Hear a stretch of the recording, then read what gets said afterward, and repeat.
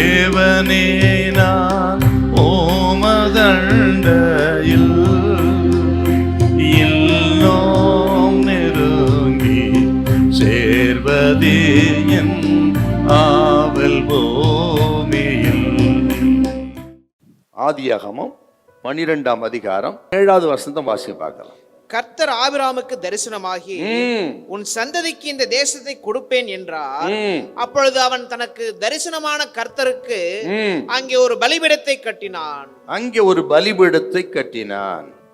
கூடாரம் 13ஆம் அதிகாரத்துல கடைசி வசனம்.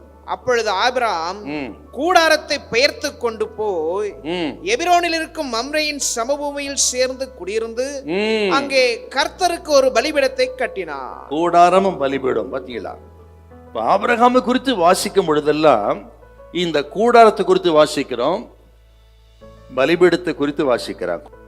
கூடாரம் என்று சொன்னால் அந்நியனுக்கு அடையாளம். அந்நியன் யாருன்னு கேட்டீங்கன்னா நிரந்தரம் இல்லாதவன், தற்காலிகமானவன். கூடாரம் அப்படித்தாங்க. கூடாரம் நிரந்தரம் இல்லாதது, தற்காலிகமானது. இன்னைக்கு கூடாரம் இங்க அடிப்பாங்க, நாளைக்கு வேற இடத்துக்கு, அதுக்கு பேர் தான் கூடாரம். அவ ஒரு கிறிஸ்தவன் என்று சொன்னால் இந்த உலகம் நமக்கு நிரந்தரம் இல்லை. நமக்கு நிரந்தரமானது அசையாத ராஜ்யம், பரலோக ராஜ்யம். பலிபீடம் அப்படின்னா பரதேசிக்கு அடையாளம். பலிபீடம் என்றால் தேவனோடு உள்ள உறவுக்கு அடையாளம். ஆபிரகாம் எப்படி நடந்தார்? ஆபிரகாம் தேவனுடைய சிநேகிதன் என்று எண்ணப்பட்டான். அதுதான் பலிபீடம். ஆண்டவருக்கு சிநேகிதனாய் வாழ்ந்தவன், வாழ்ந்து நடந்து காண்பித்தவன் ஆபிரகாம். ஆகவே கர்த்தருடைய பிள்ளைகள் ஆண்டவரோடு உறவை நம்ம சரி பண்ணி அப்படி உண்மையான அந்நியரும் பரதேசமா அந்த உலகத்தை நம்ம வாழ்ந்து காட்டணுங்க. அப்படி ஆண்டவரோடு அந்த உறவை நீங்க சரி பண்ணி வாழ்ந்து காட்டுகிறவர்களே கிறிஸ்தவர்கள். அவர்கள் நடையின் மேல் கர்த்தர் பிரியமாயிருக்கிறார். கிறிஸ்தவன் என்றால் பிரித்தெடுக்கப்பட்டவன். கிறிஸ்தவன் என்றால் அந்நியனும் பரதேசமா இருக்கிறான். கிறிஸ்தவன் என்றால் சிலுவை சுமக்கிறவனே கிறிஸ்தவன்.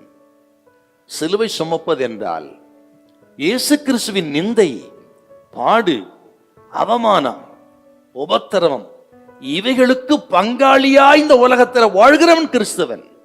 உண்மையா இருந்தா உலகம் உங்களை பகைக்கும். ரட்சிக்கப்பட்டு விட்டா ரட்சிக்கப்படாத மக்களால் உபத்திரம் தான் உங்களுக்கு.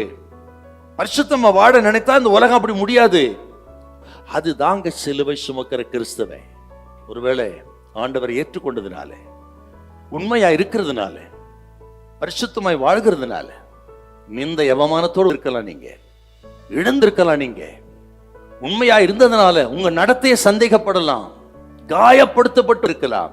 கர்த்தர் சொல்லுகிறார், நீங்கள் சிலுவை சுமக்கிற கூட்டம், உங்கள் நடையின் மேல் கர்த்தர் பிரியமாயிருக்கிறார். கர்த்தர் சொல்கிறார், உன் உண்மைக்கு தகுந்த பலனை கர்த்தர் கொடுப்பாரே தவிர கர்த்தர் உன்னை கைவிட மாட்டார். ஆகவே நிந்தை அவமானத்தோடு இருந்தா பயப்படாதீங்க, சொந்து போகாது. உங்கள் நடை நிறுத்தப்பட வேண்டாம், தொடர்ந்து முன்னேறுங்கள். ஹல்லேலூயா, ஹல்லேலூயா.